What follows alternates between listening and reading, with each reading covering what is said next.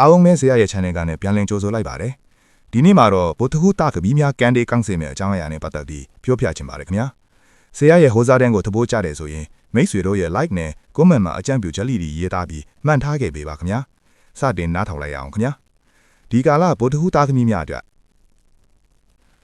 ဒီကာလာလေးကအတွေးတွေများပြီးကိုယ့်ရဲ့စိတ်ကူးထဲမှာပဲပျော်နေမိတဲ့ကာလာလေးလို့ဆိုရမယ်။စိတ်လက်ဆက်နေပြီးစကားအမှားမခံတဲ့အချိန်မျိုးလည်းဖြစ်တယ်။ကိုယ့်အတွက်ကိုရွေးချယ်ဆုံးဖြတ်ရခက်တဲ့အခြေအနေနှမျိုးနှစ်ခွာတွေကြုံလာရတတ်တယ်။ကိုယ့်ရဲ့စိတ်အတိုင်းတစွတ်ထိုးဆုံးဖြတ်လိုက်လို့မရဘူး။ကိုယ့်ထဲဝါကြီးတဲ့အတွေ့အကြုံများတဲ့သူတွေစီကနေအကြံဉာဏ်တောင်းခံပြီးမှဆုံးဖြတ်လုပ်ကြပါ။ကိုမမျော်လင့်ထားတဲ့အခြေအနေလေးတွေကျုံတွေ့ရတတ်လို့ဘာကိုမှအတီအကျကြီးမျှော်မှန်းထားတာမျိုးမလုပ်ပါနဲ့။လက်အောင်ငယ်သားသားသမီးတို့ကြောင့်မလို့စိတ်ညစ်ရတတ်တဲ့ကာလာလေးလည်းဖြစ်တယ်လို့အနီးကပ်ရန်သူရှိနေတတ်တယ်။လူယုံတစ္ဆာဖောက်တတ်လို့တတိထားရမယ်ကာလာလို့ဆိုရမယ်။အလုတ်ကင်နဲ့စီးပွားရေးကန်လေး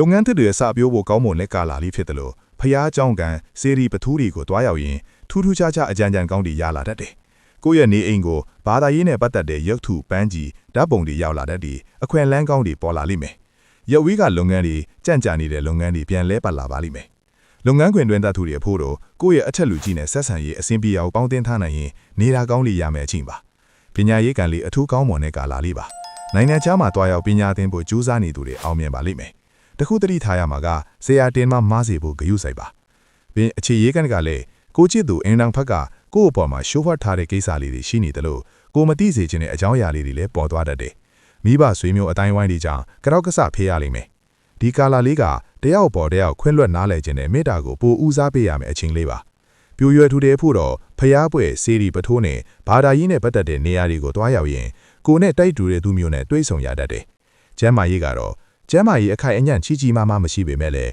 ခန္ဓာကိုယ်အတွင်းအပိုးတွေများနေတတ်တယ်။တွားနဲ့တွားကုန်းဒုက္ခပေးတတ်ပြီးမျက်ရိုးတွေကိုကိုက်နေလိမ့်မယ်။ကံကောင်းစေရန်ရရာကတော့ဒီကာလာလေးမှာအခက်အခဲလေးတွေကြုံတွေ့လာခဲ့ရင်လမ်းသွားရင်လာရင်တွေ့တဲ့ဖုံးပေါ်ကြီးတစ်ပါးပါးကိုဝိထုငွေလူတန်းပေးပါ။အားလုံးကိုကျေးဇူးတင်ပါတယ်ခင်ဗျာ။နောက်ဗီဒီယိုမှာပြန်လဲဆုံတွေ့ကြတာပါခင်ဗျာ။